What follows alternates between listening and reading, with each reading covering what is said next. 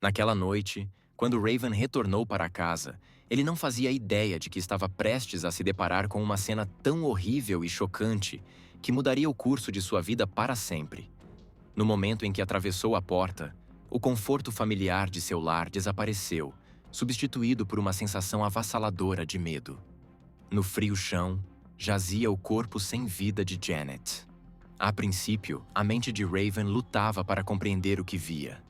Seu primeiro pensamento foi que ela havia sido baleada. Talvez um arrombamento que havia dado terrivelmente errado.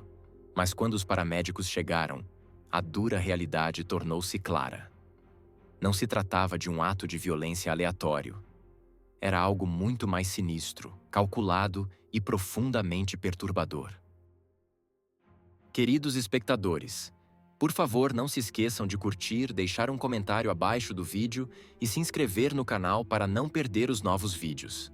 Isso é muito importante para nós. Este documentário se concentrará em Janet Abaroa, que nasceu em 19 de junho de 1979, em uma pequena cidade tranquila e pitoresca na Virgínia. Ela era a sétima de 10 filhos em uma família grande e unida, que atribuía grande importância à fé, aos valores e à união. Desde a infância, Janet tinha um amor natural por crianças, frequentemente assumindo o papel de cuidadora de seus irmãos mais novos. Ela nutria o sonho de um dia ter uma família grande, onde pudesse oferecer o mesmo carinho e amor que recebera durante sua criação. Além de sua natureza acolhedora, Janet também era muito disciplinada e se destacava academicamente. Para ela, os estudos vinham com facilidade, e ela conseguia equilibrar sua rotina escolar com uma participação ativa em esportes. À medida que avançava para o ensino médio e depois para a universidade, continuou a cultivar sua paixão pelo esporte, jogando em equipes locais e, eventualmente, tornando-se integrante do time de futebol feminino da Southern Virginia University. Foi durante uma de suas partidas universitárias, em 1998, que Janet conheceu Raven Abaroa, um talentoso jogador de futebol que atuava no time masculino da Southern Virginia University. Os dois se sentiram imediatamente atraídos um pelo outro, e o que começou como uma amizade casual, logo floresceu em um romance profundo e apaixonado. O relacionamento deles prosperou por 2 anos, e durante esse período, tornaram-se inseparáveis. Finalmente, Raven, apesar de ser um ano mais novo que Janet, pediu-a em casamento, declarando seu amor inabalável e seu compromisso. Ela aceitou com alegria, e em agosto de 2000, eles se casaram no Sagrado Templo Mormon em Washington, D.C. Um evento significativo e profundamente importante para ambos e para suas famílias. Após o casamento, o casal iniciou com entusiasmo sua nova jornada juntos, planejando construir uma vida estável e feliz. O primeiro grande passo que deram foi buscar emprego para garantir independência financeira. Eles conseguiram trabalho como vendedores em uma loja de artigos esportivos, o que os obrigou a se mudar para Durham, na Carolina do Norte. Ao chegarem, alugaram uma casa modesta nos subúrbios, esperando construir uma base sólida para o futuro. Para o mundo exterior, Janet e Raven pareciam o casal perfeito, jovens, ambiciosos e profundamente apaixonados. Amigos, vizinhos e até colegas admiravam o relacionamento deles e frequentemente comentavam sobre como combinavam bem um com o outro. No entanto, por trás das aparências, rachaduras começaram a surgir em seu casamento aparentemente ideal. Pouco tempo depois de se estabelecerem em sua nova vida, Janet confidenciou a familiares e amigos próximos que Raven não era o marido dedicado que aparentava ser. Ela descobriu que ele era infiel, envolvendo-se em casos extraconjugais com várias mulheres. As traições foram dolorosas e humilhantes, destruindo sua confiança nele. Em uma ocasião, ele chegou a sair de casa por vários dias, sem dar qualquer explicação, retornando depois como se nada tivesse acontecido. Em meio a esse turbilhão, Janet descobriu que estava grávida, uma revelação que trouxe alegria, mas também ansiedade. Embora sempre tivesse sonhado em ser mãe, as circunstâncias de seu casamento a deixaram confusa e incerta quanto ao futuro. Ela temia criar um filho sozinha, mas também se angustiada com a ideia de permanecer com um homem que continuamente traía sua confiança. Durante esse período difícil, Janet encontrou consolo nas amizades que construiu em sua vizinhança. Ela se aproximou de várias mulheres que se tornaram seu sistema de apoio, oferecendo conselhos, encorajamento e companhia. Essas amigas chegaram a confrontar Raven, insistindo para que ele mudasse seu comportamento e permanecesse fiel à esposa grávida. Seja por culpa ou por intenção genuína, Raven prometeu mudar e tornar-se um marido e pai dedicado. Janet, na esperança de dias melhores, permitiu-se acreditar que tudo melhoraria, especialmente com a chegada do bebê. Em 17 de outubro de 2004, Janet deu à luz um lindo menino, a quem chamaram de Caden. No momento em que ela segurou seu filho nos braços, tudo o mais desapareceu. Sua prioridade passou a ser oferecer a ele a melhor vida possível. Ela se dedicou inteiramente à maternidade, enchendo Caden de amor e cuidado, determinada a lhe proporcionar uma criação estável. No entanto, a alegria da maternidade foi ofuscada pelas dificuldades financeiras que a família enfrentava. Como Janet não estava mais trabalhando, o lar dependia exclusivamente da renda de Raven como vendedor, que mal era suficiente para cobrir as despesas. Logo ficaram atrasados com o aluguel, levando o proprietário a lhes conceder um período de carência de 3 meses por compaixão. Apesar desse alívio temporário, seus problemas financeiros só pioraram. Em dezembro de 2004, apenas 2 meses após o nascimento de Caden, a situação tomou um rumo drástico. Nesse período, Caden tinha apenas 2 meses de vida quando uma nova tragédia abalou a família. Seu pai, Raven Abaroa, envolveu-se em sérios problemas legais. Ele foi preso por furto após ser pego roubando mercadorias da própria loja de artigos esportivos onde ele e sua esposa trabalhavam. Os investigadores descobriram que ele havia roubado vários agasalhos esportivos de alto valor e os revendido online para conseguir dinheiro rápido. O valor total dos prejuízos ultrapassou $10.000, resultando em rápidas consequências legais. Como era de se esperar, ele foi imediatamente demitido. E após o escândalo vergonhoso, Janet, incapaz de suportar a humilhação pelas ações do marido, também pediu demissão. Embora as acusações pudessem resultar em prisão, Raven conseguiu evitar o encarceramento. Em vez disso, foi condenado a 2 anos de liberdade condicional e obrigado a pagar $15.000 em restituição à loja. Isso deixou os 2 pais desempregados, financeiramente arruinados e lutando para sustentar o filho recém-nascido. Com um registro criminal agora associado ao seu nome, Raven encontrou enorme dificuldade em conseguir um emprego estável. Para sobreviver, o casal recorreu a trabalhos de meio período e passou a depender fortemente do apoio de familiares e amigos, que ofereciam ajuda financeira e emocional.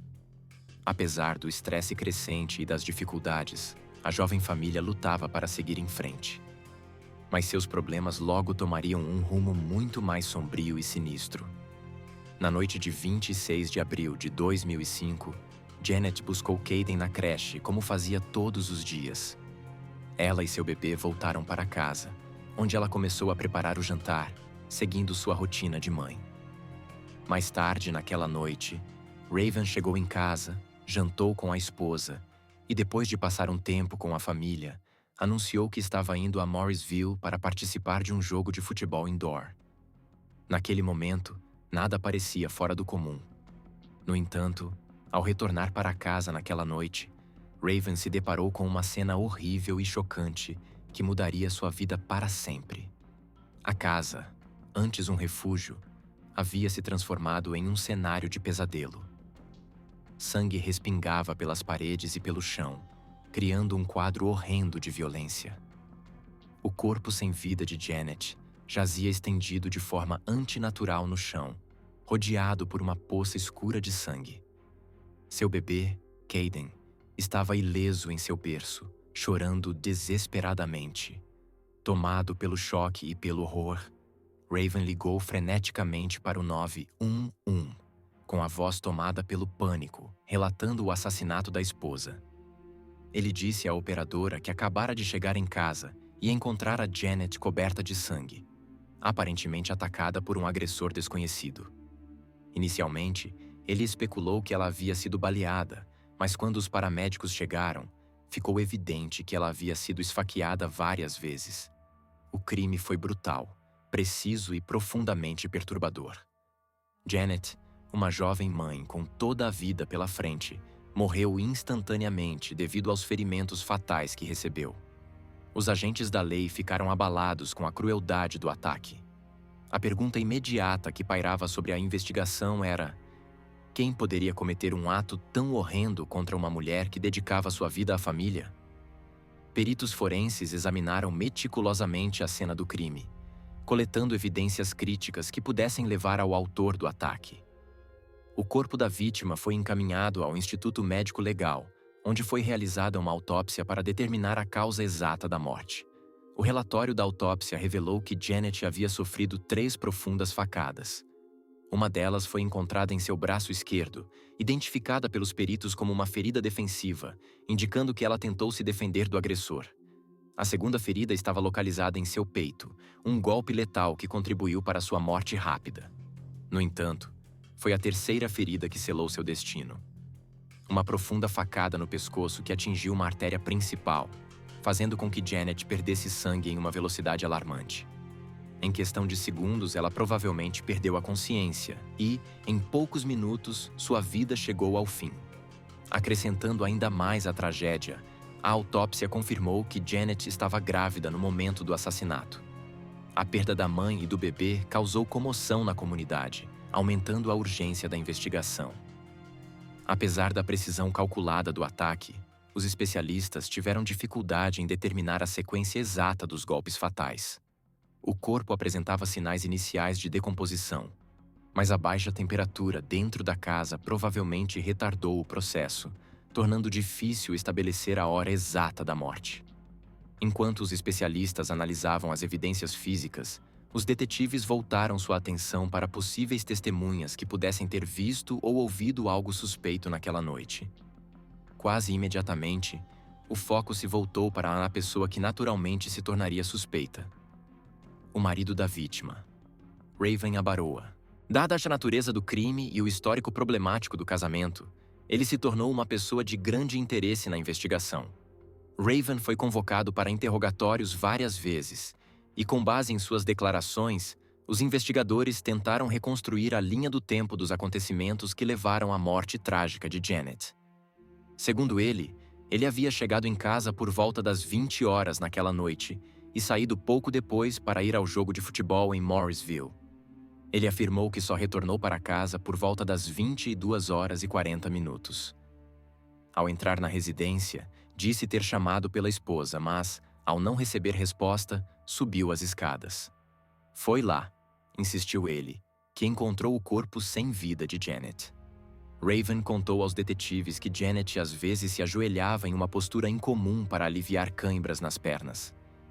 Janet foi encontrada ajoelhada, com a cabeça pressionada contra o chão, imóvel e sem responder.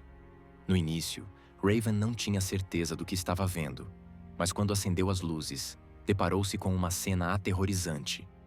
Em estado de pânico, ele rapidamente virou sua esposa de lado e percebeu, com um sentimento devastador, que ela já estava morta.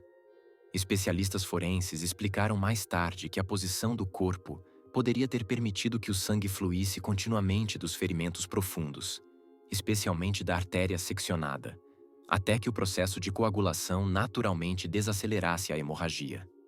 Isso poderia ter continuado por várias horas, sugerindo que Janet estava morta há algum tempo antes da chegada de Raven. No entanto, devido à gravidade catastrófica dos ferimentos, os especialistas forenses não puderam descartar a possibilidade de que ela tivesse sido morta apenas alguns instantes antes de ele entrar na casa. A incerteza quanto ao exato momento da morte apenas aumentou a lista crescente de perguntas que os detetives precisavam responder. Quando questionado sobre possíveis suspeitos que poderiam querer fazer mal a Janet, Raven apresentou uma teoria inesperada e desconcertante. Ele sugeriu que as recentes dificuldades financeiras que o casal vinha enfrentando haviam causado um enorme desgaste emocional em sua esposa. Na opinião dele, Janet teria sucumbido ao peso esmagador de seus problemas econômicos e tirado a própria vida. Segundo ele, ela havia agido de maneira estranha nos dias anteriores à morte, frequentemente se culpando pela situação e demonstrando angústia pela instabilidade financeira da família. No entanto, essa afirmação foi imediatamente recebida com ceticismo e rejeição completa pela família e pelos amigos próximos de Janet. Eles insistiram que as declarações de Raven eram totalmente falsas, fabricadas para desviar a investigação. Aqueles que eram mais próximos de Janet sabiam exatamente como ela se sentia. Ela desabafava regularmente, compartilhava frustrações e preocupações, mas jamais havia expressado qualquer desejo ou inclinação para machucar a si mesma. Além disso, as evidências forenses deixavam claro que ela não poderia ter causado aqueles ferimentos sozinha. Acrescentando ainda mais suspeitas, evidências encontradas na cena do crime sugeriam que outra pessoa estivera na casa no momento do assassinato. Uma pegada ensanguentada foi descoberta perto do corpo de Janet, junto com uma impressão digital que, inicialmente, não correspondia nem a ela nem a Raven. Estranhamente, não havia sinais de arrombamento. As portas e janelas estavam intactas, levando os detetives a uma conclusão perturbadora. A vítima ou conhecia o agressor e o deixou entrar voluntariamente, ou o autor do crime já tinha acesso à residência. De qualquer forma, isso apontava para alguém familiar a Janet, alguém próximo o suficiente para entrar sem resistência. Apesar da brutalidade do ataque, havia poucos sinais de luta. A única indicação de autodefesa era um ferimento de faca no braço, sugerindo que ela tentou se proteger dos golpes fatais. Isso apoiava a teoria de que o ataque foi rápido e inesperado. Outro detalhe estranho chamou a atenção dos investigadores. Os únicos itens desaparecidos da casa eram o laptop de Raven e 2 facas de cozinha. Uma dessas facas, quase certamente, era a arma do crime. Mas a ausência do laptop sugeria a possibilidade de que alguém quisesse destruir evidências e não roubar objetos de valor. Curiosamente, outros itens valiosos da casa, como as alianças e joias de Janet, foram ignorados, indicando que o motivo não era roubo. Naquele momento, os detetives não tinham provas concretas para prender alguém, incluindo Raven, então ele foi temporariamente liberado. Contudo, as autoridades já começavam a suspeitar que ele não era tão inocente quanto afirmava. Os investigadores decidiram monitorar suas ações de perto, acreditando que ele eventualmente se entregaria por seu comportamento. O que aconteceu depois apenas aprofundou as suspeitas. Apenas um dia após o assassinato de Janet, Raven arrumou suas coisas, levou o filho bebê, Caden, e partiu abruptamente para Utah. À primeira vista, essa mudança poderia ser vista como algo natural. Afinal, muitos viúvos acham impossível permanecer no local onde seus entes queridos foram tirados de forma tão violenta. Além disso, como a família de Raven morava em Utah, fazia sentido que ele procurasse o apoio deles em um momento tão difícil. No entanto, seu comportamento ao chegar em Utah levantou alertas tanto para seus próprios parentes quanto para os amigos da falecida.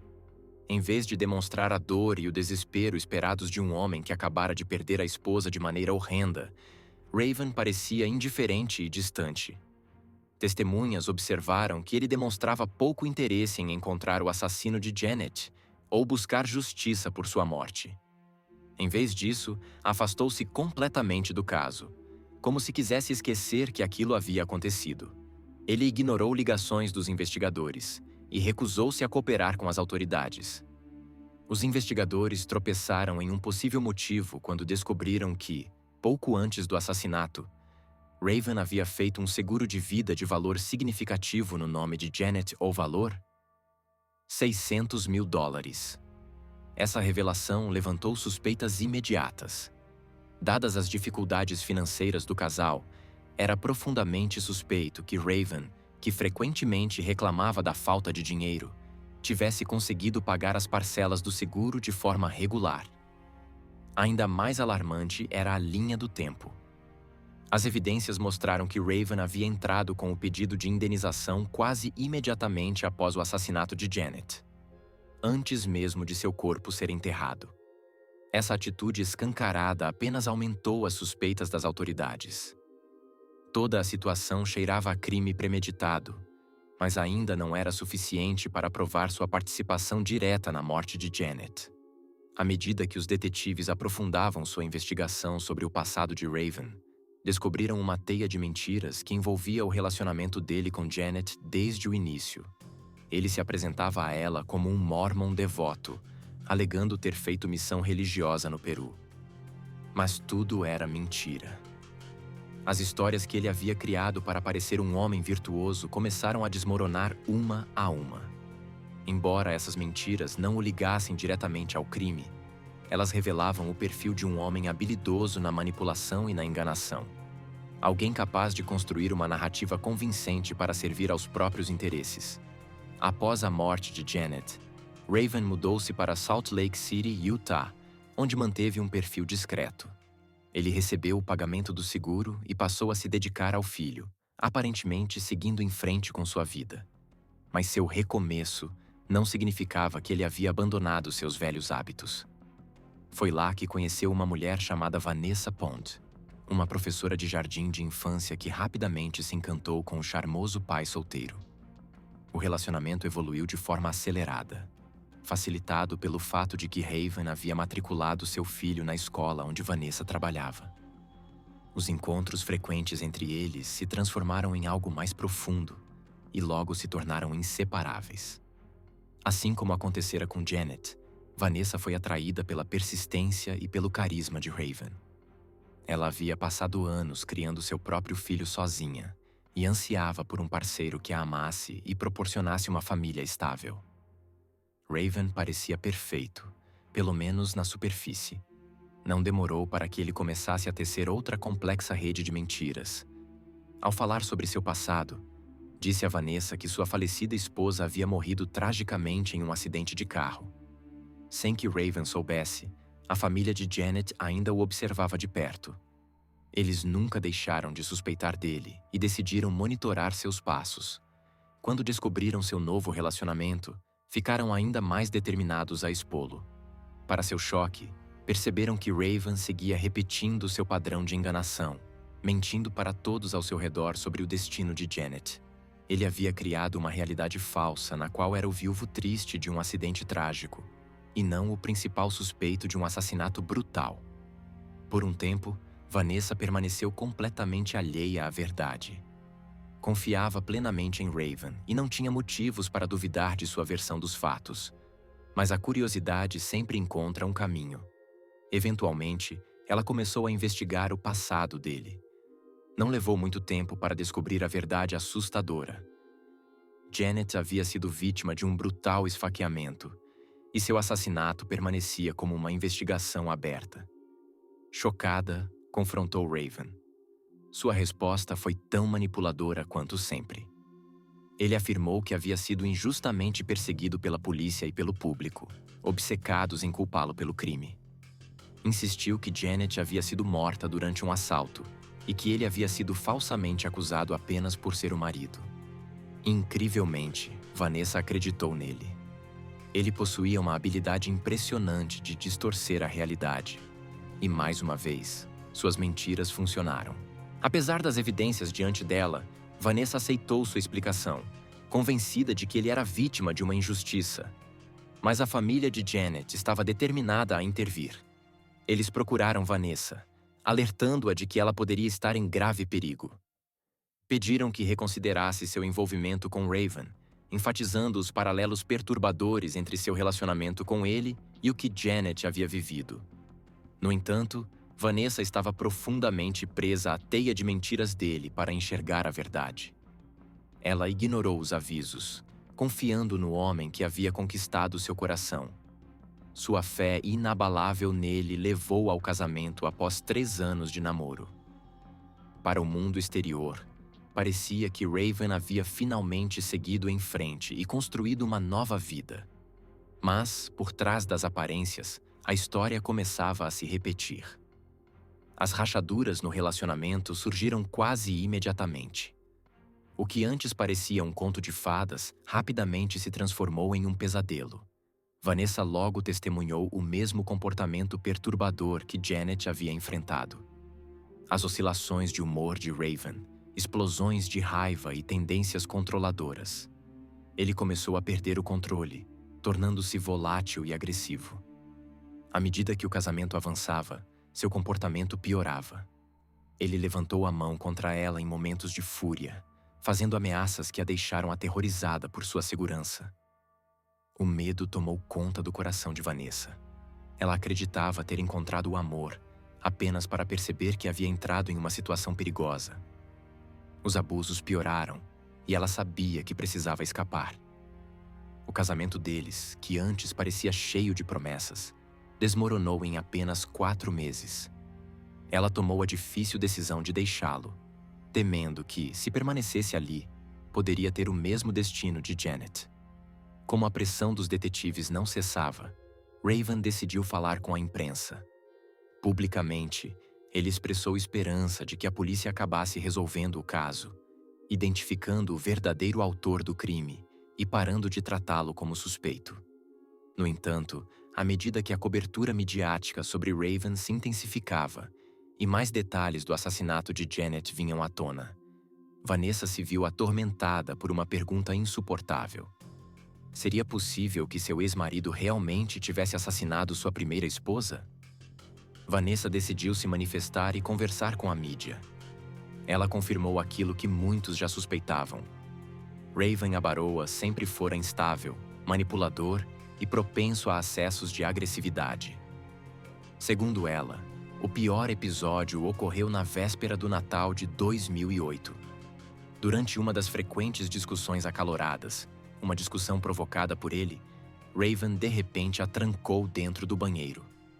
Do outro lado da porta trancada, ele gritava ameaças, dizendo que queria bater nela, que a desprezava e que não se importaria se ela morresse. O medo de Vanessa era mais que justificado. Os novos detetives que trabalhavam no caso tinham a mesma percepção. Eles retomaram a investigação com entusiasmo, determinados a reconstruir os acontecimentos que levaram à morte brutal e trágica de Janet. Tudo o que analisavam apontava para uma única conclusão: Raven era o assassino. O principal desafio, no entanto, continuava sendo seu álibi.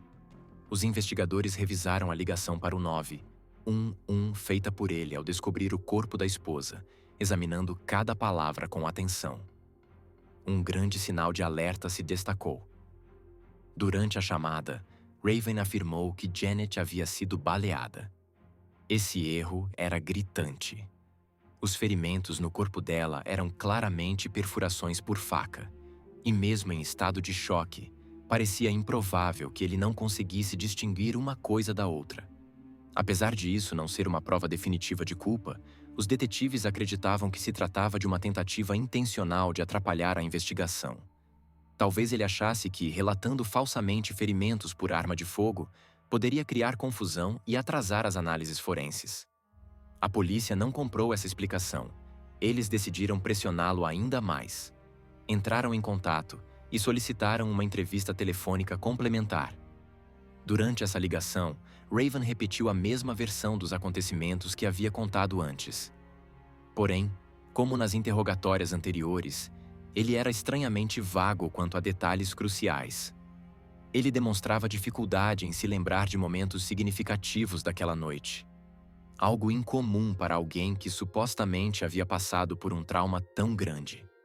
Em certo momento, ele chegou a zombar da polícia, afirmando que os agentes não tinham conseguido encontrar uma das facas desaparecidas da casa, a qual ele teria encontrado mais tarde durante a mudança.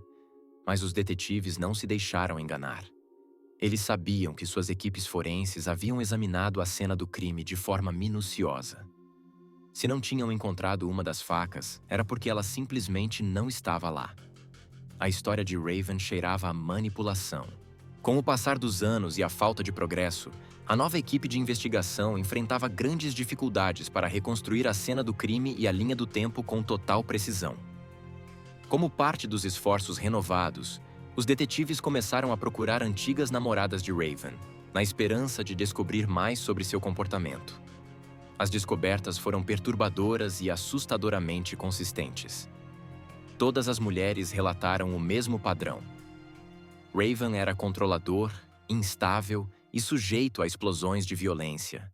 Muitas delas admitiram que esses comportamentos agressivos haviam sido o principal motivo para o término dos relacionamentos. Esses testemunhos fortaleceram ainda mais o caso contra ele. Outro detalhe peculiar surgiu. Algo aparentemente pequeno, mas potencialmente significativo. Antes de sair para o jogo de futebol na noite do crime, Raven havia trancado seu cachorro na garagem. Isso era altamente incomum. Ele nunca fazia isso. Quando questionado, não apresentou nenhuma explicação lógica. Entretanto, os detetives acreditavam conhecer o verdadeiro motivo. Um cachorro naturalmente protege sua casa e seus donos. Se um intruso tivesse atacado Janet, o animal provavelmente teria reagido, latindo alto e talvez até atacando o agressor. Os investigadores também descobriram uma ação suspeita cometida pelo acusado no dia anterior ao crime. Raven havia transferido dados do seu computador para outro dispositivo de armazenamento. Isso levantou sérias suspeitas. Parecia mais um ato de preparação deliberada do que uma coincidência, principalmente porque o laptop foi relatado como roubado logo depois. Essa descoberta se somou à crescente pilha de evidências circunstanciais.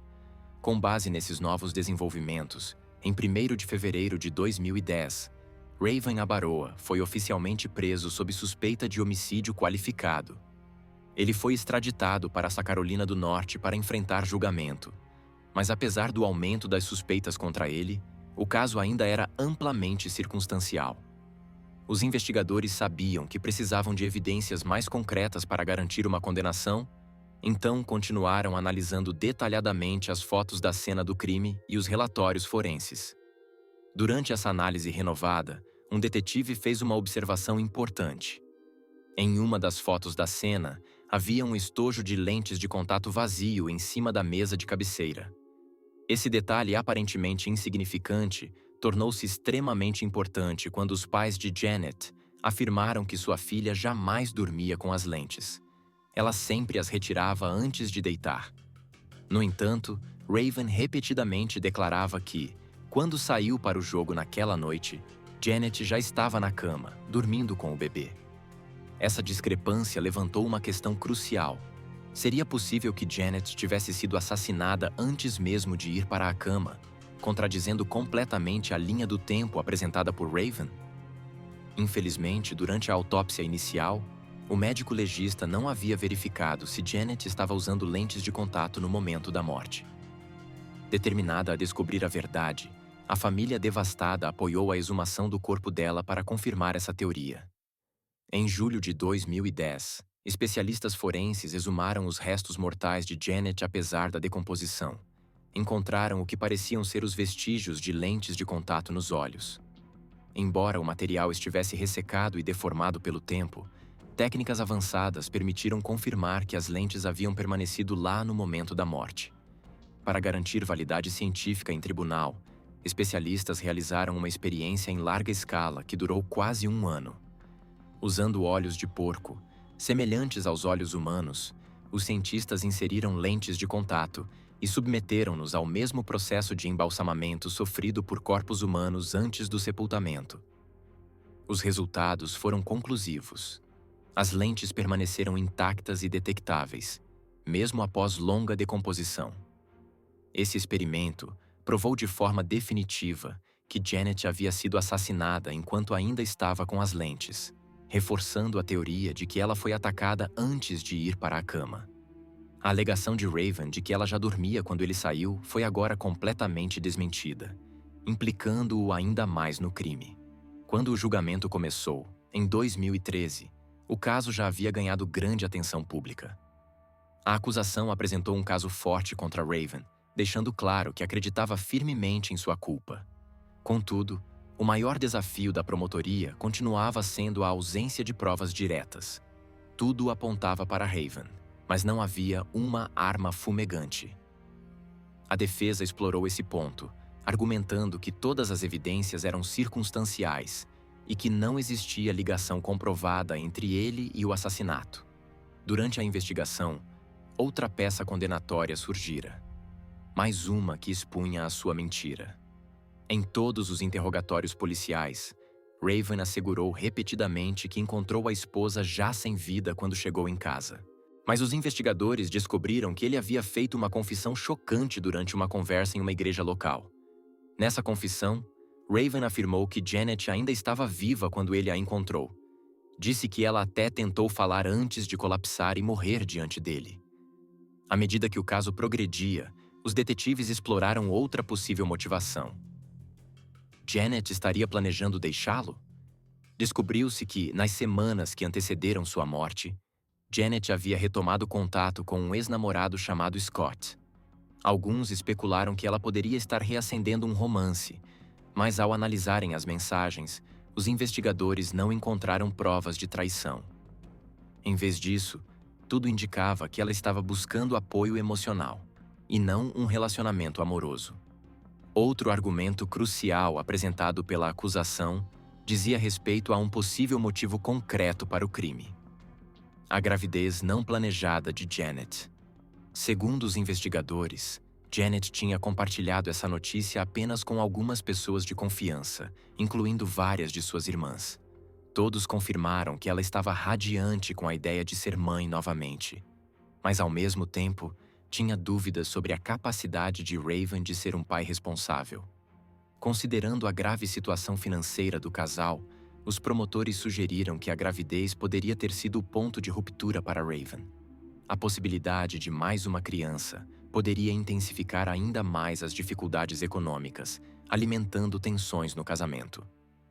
Isso, argumentou a acusação, poderia ter levado Raven a cometer o crime extremo: eliminar Janet para não enfrentar as responsabilidades de outro filho. Com novas revelações surgindo constantemente, a defesa pediu o adiamento do julgamento, alegando que ainda não havia sido explorado de forma completa o caráter tanto da vítima quanto do réu. O tribunal aceitou o pedido e reagendou a próxima etapa para março de 2014. No entanto, nesse momento, ocorreu uma reviravolta dramática. Provavelmente percebendo que as evidências contra ele eram numerosas demais para enfrentar, Raven Abaroa aceitou um acordo judicial com a promotoria. Pelos termos do acordo, Raven foi condenado a 10 anos de prisão, com possibilidade de liberdade condicional após o cumprimento de 8 anos.